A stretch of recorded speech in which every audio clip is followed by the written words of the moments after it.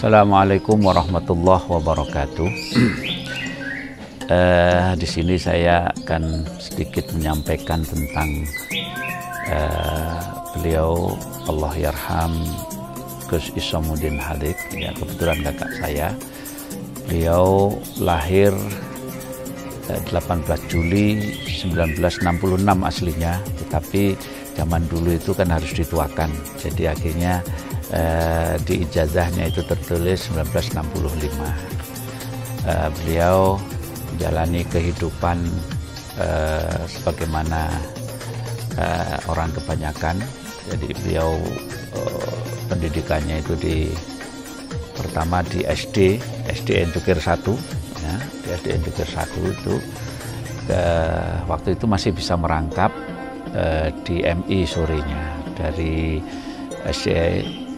SD, kemudian beliau melanjutkan ke SMP Wahid Hasim sambil merangkap juga di Madrasah Sanawiyah, semuanya di Tebu Ireng, karena waktu itu Sanawiyah masuk pagi, SMP-nya masuk sore, jadi masih bisa merangkap.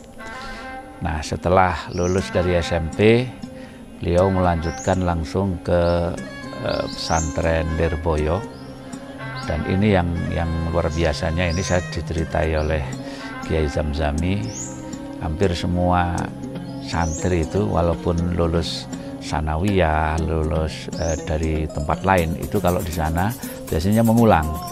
Tetapi Gus Isom ini walaupun lulus SMP dan Sanawiyahnya di Tebu Ireng, beliau langsung bisa diterima di Madrasah Aliyah, dan mungkin kata beliau itu belum pernah ada seperti itu.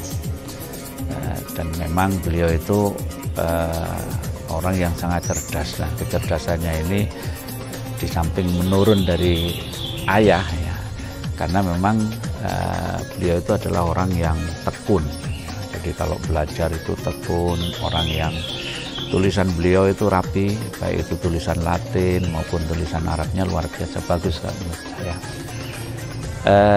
Sepanjang hidup beliau menghabiskan hampir semua waktu kehidupan beliau yang mungkin tidak panjang. Beliau mungkin sampai usia 37 tahun itu beliau habiskan kehidupan beliau itu di dunia pendidikan. Ya, awalnya mulai dari mengajar di pesantren Lirboyo. Jadi setelah menyelesaikan aliyahnya, beliau itu sudah menjadi mustahik begitu kalau istilahnya di sana. Jadi mengajar, dan selama mengajar itu ya beliau sering wirawiri Kediri, Tebu Ireng, tapi waktu itu di Tebu Ireng masih belum mengajar beliau. Baru tahun 1991 beliau saya minta untuk mengajar di Tebu Ireng. Nah, kebetulan saya waktu itu ngajar di Madrasah Aliyah, dan saya mengundurkan diri, saya minta Gus Isom untuk bisa mengajar di Tebu Ireng. Alhamdulillah mulai 1991 itu beliau mengajar di Madrasah Aliyah, termasuk inisiator jurusan salaf itu. Nah, itu beliau yang salah satu pendirinya, salah satu inisiatornya. Dan beliau tidak hanya berhenti sampai di situ, karena kedalaman ilmu beliau, kealiman beliau, ketika mengajar di Lirboyo itu banyak kesaksian dari santri-santrinya. Itu kalau Gus Isom mengajar itu ya bawa kitab, tapi tidak pernah dibuka kitabnya. Jadi kitabnya dimasukkan ke majalah Tempo atau majalah Forum, waktu itu kesukaan beliau, tapi seperti membaca kitab karangannya sendiri aja. Jadi beliau kalau ngajar itu tidak pernah bawa kitab, tidak pernah buka kitab. Nah, jadi karena beliau memang punya keistimewaan di situ, nah, beliau juga punya inisiatif giroh untuk mengumpulkan karya-karya Hadratus Syekh. Jadi mungkin satu-satunya dzurriyyah, satu-satunya cucu Hadratus yang punya giroh untuk berburu mengumpulkan kitab-kitab karya Hadratus Syekh itu Gus Isom. kita tidak bisa membayangkan seandainya waktu itu beliau tidak punya inisiatif untuk mengumpulkan kitab-kitabnya Hadratus Syekh. Mungkin sampai sekarang kitab Hadratus Syekh itu tidak pernah akan kita baca, karena beliau waktu itu aktif bertanya. Barangkali ada alumni atau santrinya atau yang masih hidup aja disowani, ditanyakan, dan alhamdulillah mendapatkan mungkin belasan judul kitab yang ditulis oleh Hadratus Syekh, dan semacam Adabul Alim, Risalah Ahlus Sunnah, At-Tibyan, At-Tabihat, Dawul Misbah, dan sebagainya. Dan beliau juga menulis untuk melengkapi kitabnya Hadratus Syekh. Misalnya Dawul Misbah itu dilengkapi dengan kitab yang judulnya Miftahul Falah, ya. Jadi ini adalah hal yang sangat luar biasa. Tapi dalam keseharian Gus Hisham adalah orang biasa. Ya, saya yang mulai lahir berkumpul dengan beliau tidak menemukan apa istilahnya sesuatu yang sangat istimewa kecuali ketekunan beliau. Beliau menjalani kehidupan itu ya sebagaimana kebanyakan orang. Beliau masak, beliau ya lebih suka di dapur dan sebagainya. Itu yang saya tahu ketika kita kumpul satu rumah itu ya. Beliau juga sangat ta'zim kepada guru-guru beliau, seperti kepada Al-Maghfur Laki Makhrus dan dzurriyyahnya. Beliau itu sangat menghormati guru-guru beliau itu. Nah, jadi beliau rajin menulis juga, ya. Jadi baik itu menulis di koran, terutama dulu itu yang sering menjadi langganan beliau itu adalah harian Surabaya Pos waktu itu. Ya, kadang-kadang juga dimuat di Jawa Pos. Satu-satunya koran yang belum pernah bisa beliau tembus itu Kompas. Ya. Jadi karena Kompas ini sangat susah kalau kita ini nulis, kalau istilahnya bukan orang yang waktu itu hanya Gus Dur yang menjadi langganannya Kompas. Sosok beliau memang pribadi yang sederhana. Jadi beliau itu nggak pernah pakai sorban, pakai gamis, ya kemana-mana pakai sarung, pakai batik, sandal jepit, dan sehingga sering ada peristiwa yang mungkin lucu itu.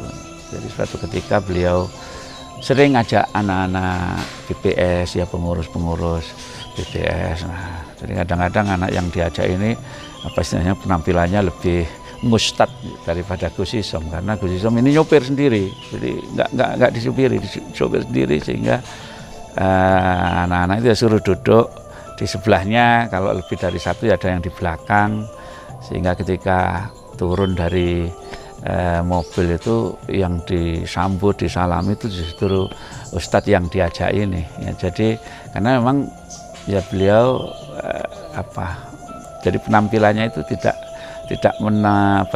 mencerminkan beliau tidak suka penampilan yang kemiai lah istilahnya. Bahkan kalaupun ngajar itu tidak pernah rapi, sepatu nggak dipakai yang baik, itu ya sepatu diinjek yang di belakang kayak selop itu. Jadi itu beliau jadi memang tidak suka penampilan yang ya seperti Gus Bahak sekarang, ya profilnya ya seperti itulah. Nah, itu yang salah satu. Nah, Gus Bahak pernah cerita, ya, karena dulu mungkin secara usia mungkin lebih tua Gus Hisham, tapi keilmuannya ya seimbang lah, sehingga Gus Bahak pernah cerita dulu ketika Bahsul Masail itu ya saya sering kontak, bahkan sering berdebat. Tapi kalau dua orang ini sudah dawuh begini, selesai sudah Bahsul Masail itu. Nah, jadi sosok beliau memang Gus Hisham ini ya humble, kalau istilah sekarang. Humble itu egaliter, ya, kalau orang Jawa bilang itu gerabyak, jadi kepada siapapun ya tidak pernah. Sering belanja ke pasar sendiri, sering masak sendiri, sering kalau beliau ingin sesuatu yang kadang-kadang beliau masak sendiri. Jadi ke dalam hal apa itu ya tidak suka sesuatu yang sangat berat yang sehingga seolah-olah itu wajib dan sebagainya. Beliau itu suka apapun. Bahkan ketika belum waktu tahun 90-an itu ya, mungkin tahun 90-an itu belum umum di kalangan Kawagis itu laptop, beliau itu sudah beli, bukan laptop, waktu itu masih komputer yang 286 dan sebagainya. Untuk apa ya? Kadang untuk menulis, tapi lebih sering untuk main game. Jadi saya lihat itu kalau jadi Gus Isom itu seperti apa, kelelawar. Jadi kalau siang itu sering tidur, nah malam ini sering beliau itu melek sampai pagi. Ya kadang mutolaah, kadang main game itu sampai malam sampai pagi itu beliau waktu itu. Nah, tapi tentu tidak menghalangi beliau untuk belajar, untuk ada cerita yang banyak, kisah-kisah lucu ya. Jadi ketika beliau mondok itu karena teman-temannya banyak yang penasaran, ini akhirnya banyak yang ada yang mau merencanakan besok kita ganggu Gus Isom nanti. Jadi besok ulangan ya. Nanti malam kita ajak Gus Isom itu melekan biar nggak belajar. Akhirnya oleh teman-temannya itu Gus Isom itu diajak ngopi, ngerokok, pokoknya disediain camilan apa sampai malam nggak tidur gitu loh. Nah, biar nggak belajar gitu. Nah, namanya Gus Isom ketika berangkat dari kamar sampai ruang ujian itu beliau cukup buka sekali, dilihat seret-seret itu sambil jalan itu. Nah, begitu ujian ya tetap nilainya tertinggi. Jadi karena memang kecerdasan beliau itu ini yang luar biasa, memang otaknya encer. Sehingga ketika di Tebu Ireng dulu, ketika Madrasah Sanawiyah ini saya dapat cerita, ada guru yang belum kenal kalau itu Gus Isom gitu, mungkin masih kelas 1 atau guru baru itu ya. Setiap kali ujian itu baru 5 menit teman yang lain itu masih Gus Isom sudah selesai, sudah dikumpulkan dulu, kadang-kadang nggak sampai 5 menit gitu. Dan nilainya mesti sempurna gitu loh. Hanya guru ini cari tahu siapa ini, ternyata baru kemudian kenal kalau ini Gus Isom, ini cucunya Hadratus Syekh. Jadi kisah-kisah seperti itu yang memang beberapa kali saya dengar. Jadi ini mencerminkan memang beliau itu, Gus Isom itu pribadi yang sangat cerdas, dan mungkin di kalangan Turiah Tebu Ireng selain Gus Dur yang memang kita kenal, nah Gus Isom ini sosok yang mungkin hampir mirip dengan Gus Dur lah keilmuannya itu, sehingga beliau itu cocok. Jadi kadang kalau ngaji di kampung beliau itu ya cocok, ngaji di kampus, seminar atau apa beliau juga cocok, karena memang ketika ngaji ketika menyampaikannya, cara menyampaikannya itu luar biasa, sehingga ketika beliau di Tebu Ireng dulu itu ngaji beliau itu selalu diikuti juga oleh ribuan santri, bahkan dari beberapa pondok sekitar ini, sama seperti Kiai Ishak itulah. Jadi dulu itu kalau sudah 2 orang ini ngaji, yang lainnya minggir dulu, jadi artinya cari waktu yang lain. Nah, jadi seperti itu. Jadi inilah sekedar profil Gus Isom yang mungkin selama ini kita kenal.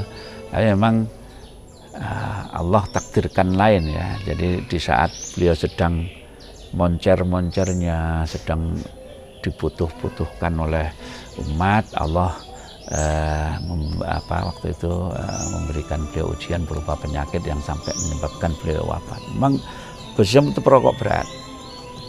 Jadi beliau memang perokok berat karena ya mungkin mondoknya di pondok salaf ya. Jadi merokok itu satu yang biasa, sehari bisa habis 2 pak gitu rokoknya itu.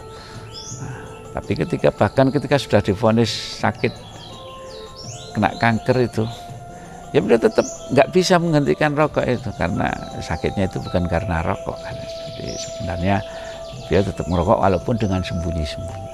Nah, jadi dulu ini tambahan saja, mungkin banyak orang yang tidak tahu bahwa masa kecil kami, masa kecil saya, Gus Isom sama Gus Zaki itu dilewati dengan sangat berat. Ya. Jadi saya teringat Gus Isom masih umur berapa itu ya, itu sudah kami bertiga, Gus Zaki itu masih kecil, itu saya yang bagian ngomong.